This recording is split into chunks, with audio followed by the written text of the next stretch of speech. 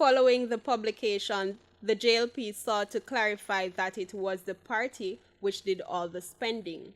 Speaking Monday on RJR's radio program Beyond the Headlines, JLP General Secretary Dr. Horace Chang said the party had indicated this to the ECJ along with preliminary figures. The declaration will show expenses for advertisement that we paid for. It will show declaration for canvassing because we're working there who were receiving funds for the polling we did, which was quite significant. I think we spent about $3 to $4 million on polling. And of course, transportation and the mobile meetings that were held, the big meetings, themselves very expensive meetings. And the bills are there for those, putting up a stage for a major meeting now in today's cost, the kind of stage we use is in the region of $2.5 million, right? So those figures are clear, and I expect the Electoral Commission will publish them in October. Dr. Chang said it's likely the final figure declared by the party will not capture the full amount spent on the campaign in Portland Eastern.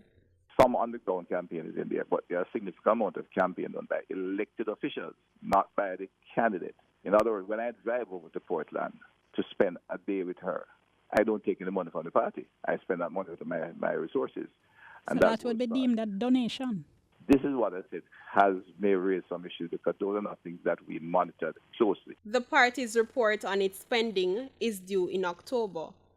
Dr. Chang also said campaign spending limits for by-elections may need to be revisited by the ECJ.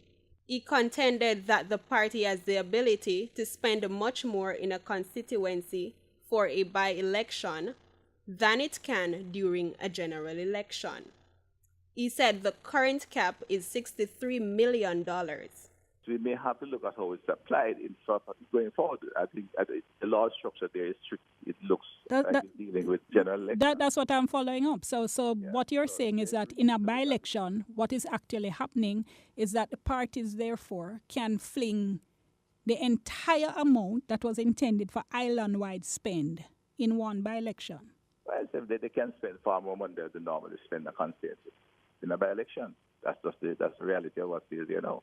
Because even if Ms. Vaz had spent the $15 million we allowed, we could have still spent additional money based on it. In the meantime, Dr. Chang explained why the party took full responsibility for funding Mrs. Vaz's campaign. The fact is just reality. As I said, she had been installed only recently.